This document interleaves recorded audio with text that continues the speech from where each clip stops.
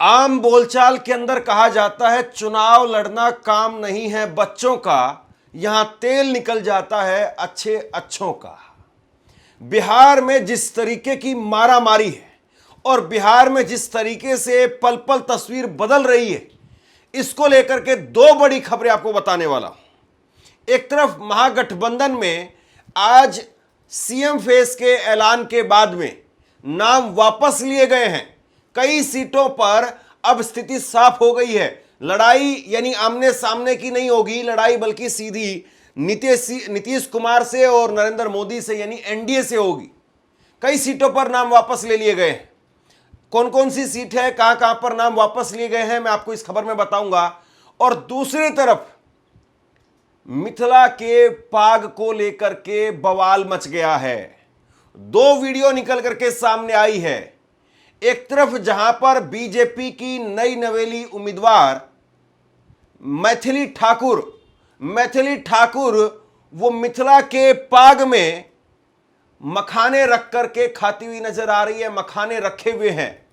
और दूसरी तरफ एक और वीडियो है जहां पर भाजपा की ही विधायक और जो हिंदू मुसलमान को लेकर के बयान देने के लिए मशहूर रही है, उन्होंने मिथिला के पाग को कुर्सी पर, वहां पर मेज पर सामने, वहां पर लोग कह रहे हैं पटक दिया और ये मिथिला के पाग का अपमान है। तो मिथिला का पाग क्या वाकई बिहार में कई सीटों पर बीजेपी को बहुत बड़ा झटका दे देगा? मैं इसको एक लाइन में आपको समझा देता हूं। जो बाहर के लोग हैं, जो बिहार से बाहर के लोग हैं, जो मिथिला के पाग के शायद महत्व को उतना ना समझ पाए। दरअसल जिस तरीके से सरदार सिख वो पगड़ी को अपना पूरा सम्मान मानते हैं कि पगड़ी है यानी सम्मान है, पगड़ी को आप छू भी नहीं सकते। जैसे हरियाणा में, पश्चिमी उत्तर प्रदेश में बहुत सारे लोग वो पगड़ी बांधते हैं, दूसरे जिसको साफा बोल देते हैं, उसको भी आप नहीं छू सकते, वो भी सम्मान का प्रतीक है। वैसे ही मिथिला के अंदर, मिथिलांचल में वो पाग है और पाग को आप बहुत सम्मान के साथ में, बहुत अदब के साथ में, एक मुकुट है एक किस्म से, वो उसको आप बहुत सम्मान के साथ में ग्रहण करते हैं। जब किसी का सम्मान करना होता है तो आप उसको मिथिला का पाग पहनाते हैं, पटका पहनाते हैं। लेकिन यहां पर बिल्कुल उल्टा होता हुआ नजर आ रहा है।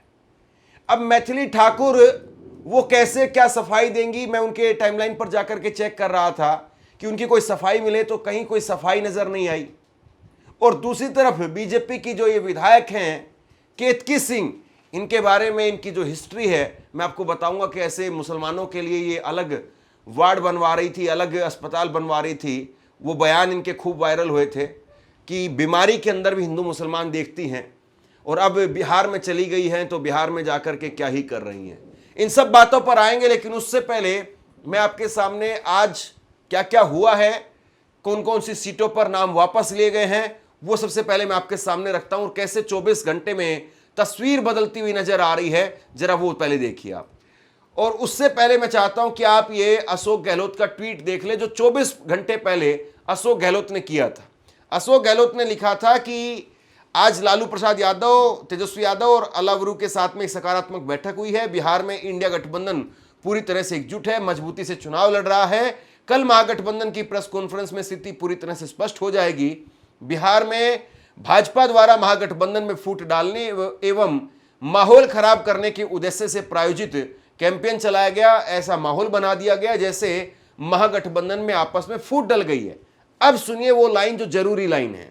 243 सीटों में से 5 से 7 सीटों पर स्थानीय नेताओं एवं समीकरणों के कारण कई बार फ्रेंडली फाइट जैसी परिस्थिति बन जाती है। यह बहुत छोटी संख्या है, परंतु इसे लेकर के मीडिया में महागठबंधन के खिलाफ कैंपेन चला दिया गया, जबकि असलियत में ऐसी कोई परेशानी नहीं है।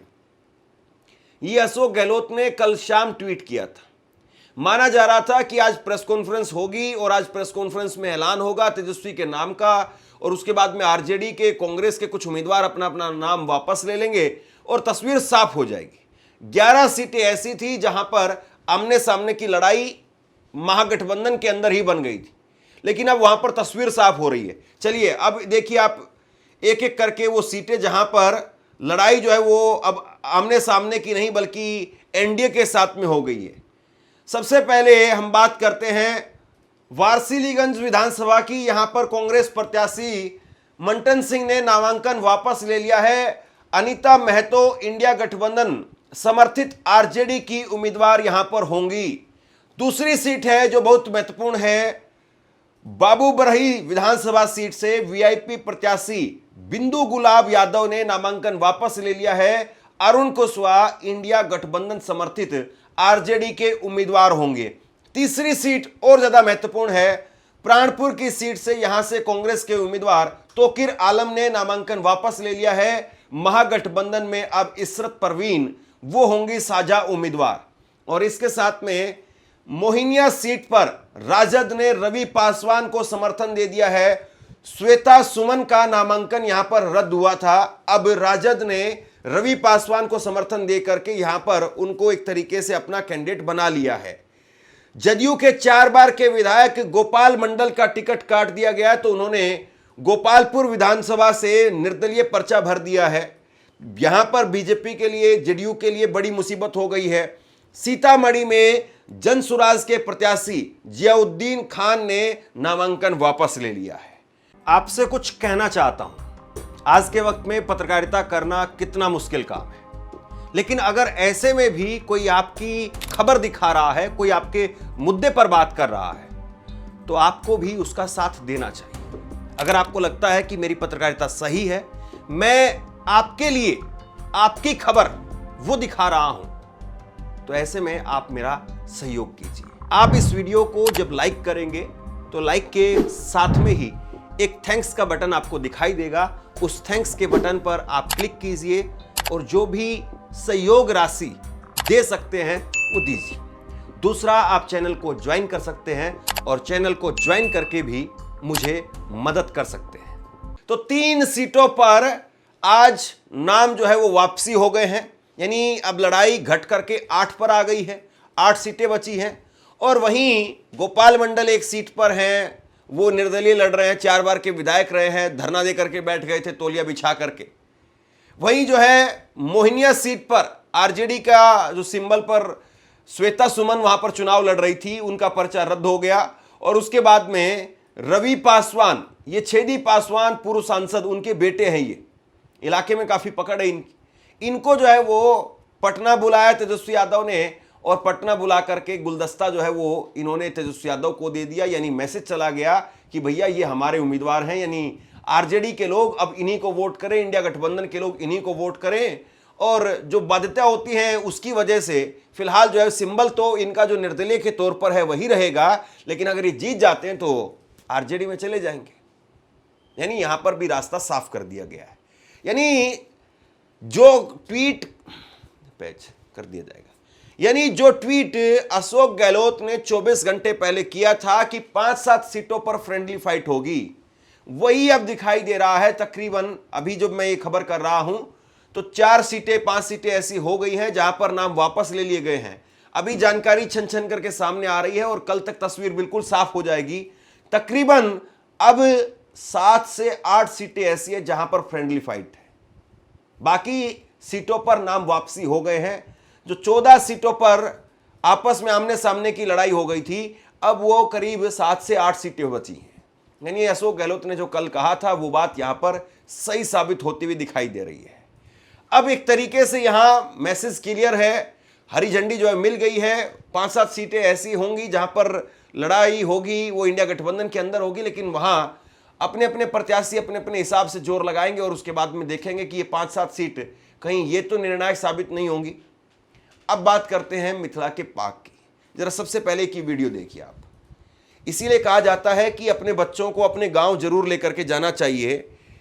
मैथिली ठाकुर हैं, इनकी उम्र भी कम है, पहला चुनाव लड़ रही हैं, पहली बार किसी पार्टी में शामिल हुई हैं। वैसे बीजेपी के लिए बहुत पहले से माहौल बनाती रही, लेकिन बीजेपी ने इनको अलीनगर से टिकट दिया है। लेकिन इनकी झोली में आप देखिए, ये मिथिला के पाग, यहाँ पर मिथिला का पाग लेकर के और उसमें मखाने रखे हुए नजर आ रही है। मखाने खा रही थी या किसी ने दे दिए थे, ये जो है वो वीडियो में पूरी तरह से साफ नहीं हो पाया, लेकिन मिथिला के पाग में मखाने तो नहीं रखे जाते हैं।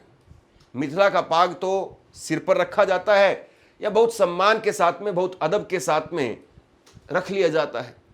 वो कोई ऐसा कटोरा तो नहीं है कि जिसमें आप मखाने रख लेंगे, उसको कटोरा बना देंगे। लेकिन आपने यहाँ पर मिथिला के पाग में मखाने रख दिए। अब ये इन्होंने रखे हैं, किसी और ने दिए हैं, लेकिन इनके हाथ में ये मिथिला का पाग आ गया, उसमें मखाने आ गए और अब इस पर बवाल मचा हुआ है। केवल अगर यही एक बात होती तो शायद मामला समझ में आ जाता, लेकिन मामला बिगड़ गया तब जब बीजेपी की उत्तर प्रदेश की विधायक केतकी सिंह, और केतकी सिंह बीजेपी की इस विधायक ने, आप जरा एक बार देखिए वीडियो पहले। तो ये विधायक जो है वो पूछ रही है कि मेरे हाथ में ये क्या है। लोग जोर से बोलते तब भी ये समझ नहीं पाई।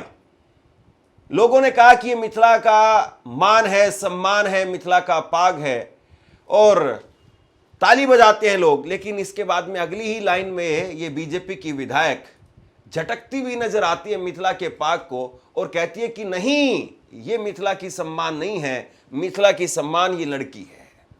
अब जरा इस बात को समझिए आप कि पंजाब के अंदर कोई भी खिलाड़ी, कोई भी अधिकारी, कोई भी व्यक्ति कोई बहुत शानदार काम कर सकता है, वो पंजाब का नाम ऊंचा कर सकता है, लेकिन क्या पंजाब में सिख उसे ये कह सकते हैं कि वो पगड़ी से ऊंचा हो गया? बिल्कुल नहीं।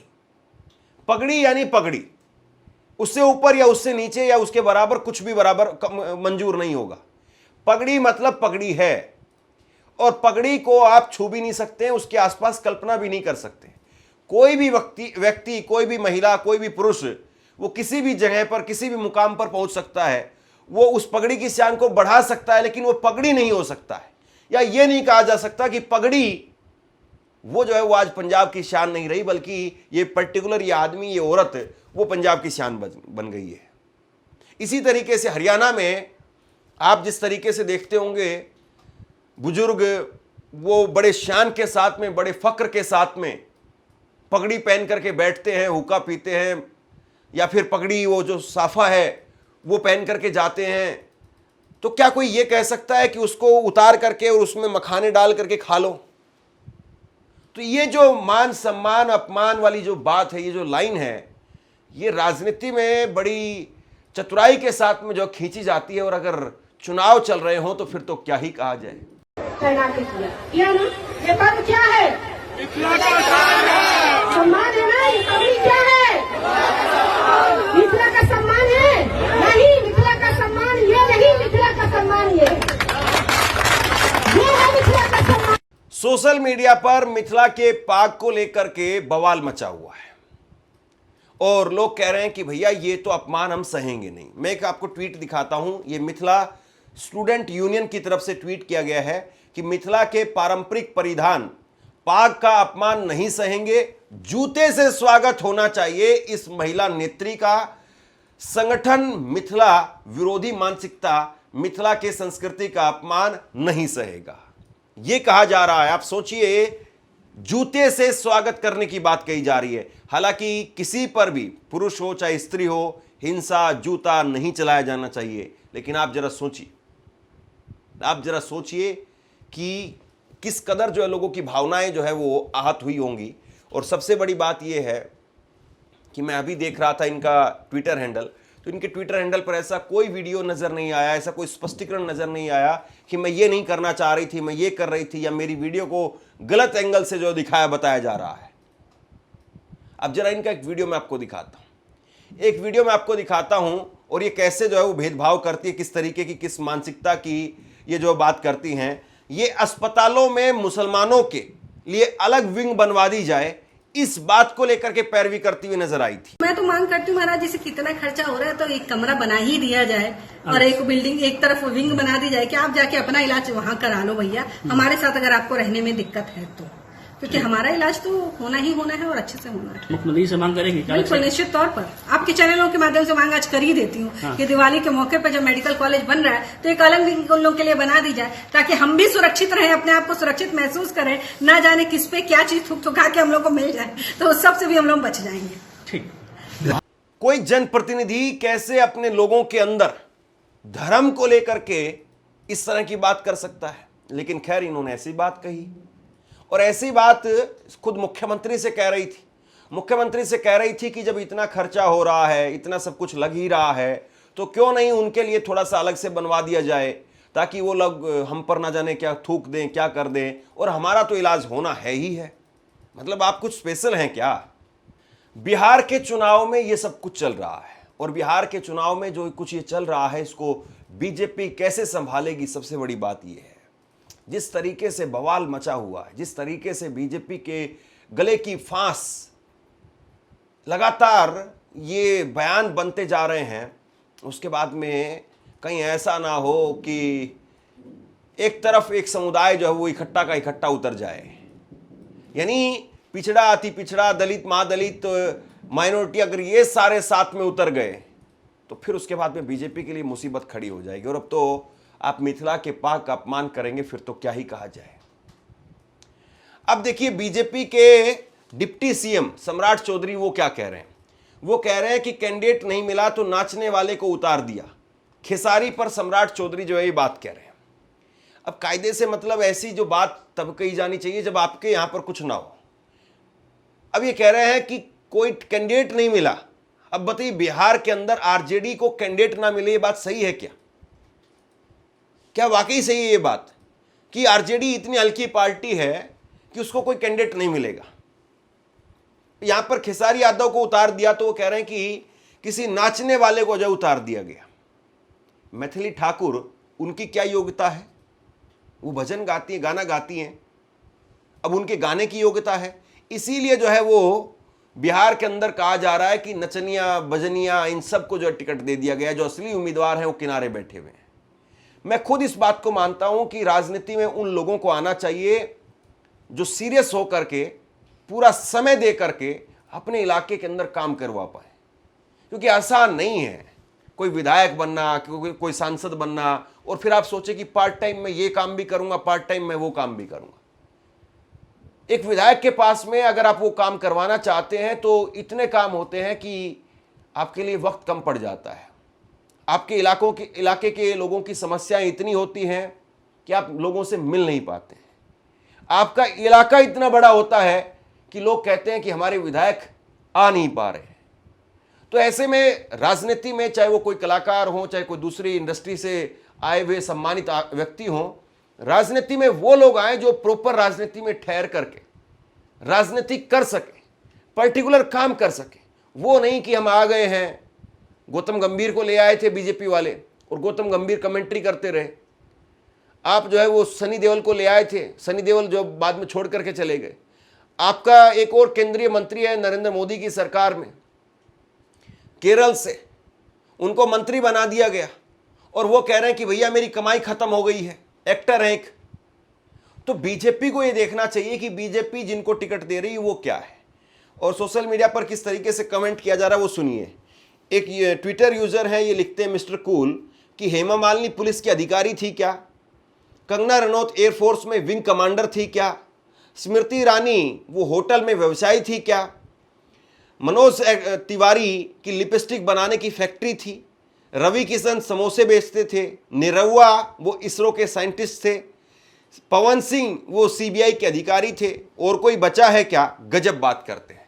मतलब बीजेपी के अंदर तो बहुत लंबी फहरिस्त है कि बीजेपी कलाकारों को उठा उठा करके लाती है, जो पॉपुलर है उनको लेकर के आती है कि उनकी पॉपुलैरिटी पर सीट निकाल लेंगे और बाद में आप बैठे रहिए, आप अपना काम करते रहिए। कंगना रनौत ने तो कह दिया था कि मुझे तो कहा गया था कि कुछ समय आपको काम करना है और उसके बाद में आप अपना काम करिए, फिल्में करिए, लेकिन यहाँ तो कभी कुछ कभी कुछ कभी कुछ।